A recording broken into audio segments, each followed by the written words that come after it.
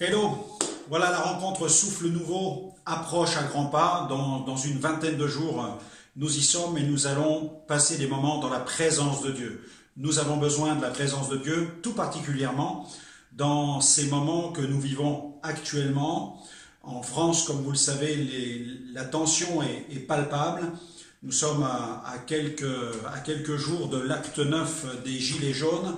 Donc c'est de plus en plus compliqué, les tensions sont là et nous vivons une crise sociale, je dirais morale et spirituelle sans précédent. Et je crois que plus que jamais, il est important que nous puissions nous tenir devant Dieu. Dieu nous fixe un rendez-vous parce qu'il y a, je le crois aussi là, un rendez-vous avec la nation, vous allez le voir, puisqu'en parcourant le livre des Chroniques, il y a quelques jours, j'ai été vraiment interpellé par une scène du chapitre 15 où on peut lire ceci: « L'Esprit de Dieu fut sur Azaria, fils d'Obed, et Azaria alla au-devant d'Asa et lui dit, « Écoutez-moi, Asa et tout Juda et Benjamin, l'Éternel est avec vous quand vous êtes avec lui.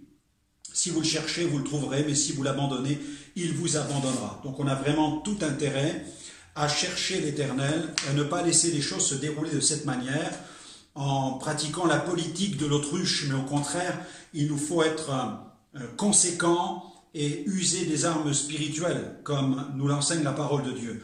Pendant longtemps, il n'y a eu pour Israël ni vrai Dieu, ni sacrificateur qui enseignât, ni loi. Mais au sein de leur détresse, ils sont retournés à l'Éternel, le Dieu d'Israël. Ils l'ont cherché et ils l'ont trouvé. Amen.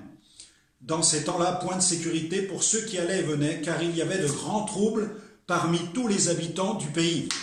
C'est ce qui se passe dans un pays quand Dieu n'est plus à la première place, quand la parole de Dieu n'est pas à la première place. Voilà ce qui se passe. Il y a de grands troubles parmi tous les habitants du pays. On se heurtait peuple contre peuple, ville contre ville. Pourquoi? Le texte nous dit « Parce que Dieu les agitait par toutes sortes d'angoisses. Vous donc, fortifiez-vous, ne laissez pas vos mains s'affaiblir, car il y aura un salaire pour vos œuvres. » Souvenez-vous de la scène de l'Exode, où Moïse, Aaron et Hur se sont tenus sur la montagne et ils se sont unis dans l'intercession pendant que dans la vallée, Amalek luttait contre Israël.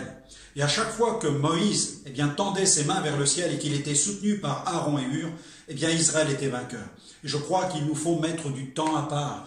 Déjà, vous êtes nombreux à vous inscrire, mais il ne reste que peu de temps maintenant pour ceux qui n'ont pas encore fait. Je vous invite à le faire rapidement. C'est pourquoi j'ai voulu vous adresser cette petite vidéo pour vous dire: les temps sont des temps qui exigent que nous puissions nous mettre à part pour chercher la face de Dieu, recevoir son esprit, entendre sa parole par les ministères qui prêchent, mais aussi par la voix prophétique de ceux qui exercent les dons spirituels, recevoir l'énergie, la puissance, l'onction du Saint-Esprit pour être les témoins dans cette génération, parce que notre génération a besoin d'être impactée par le royaume de Dieu. Les discours n'ont pas pu satisfaire. La politique ne parvient pas non plus à remplir le cœur des habitants de ce pays. La religion a échoué complètement. Il ne reste plus que le ciel et le message de l'Évangile. Alors, venez nous retrouver les 1 et 2 février. Nous allons passer du temps dans la présence de Dieu, devant Dieu, mais aussi dans la présence de Dieu.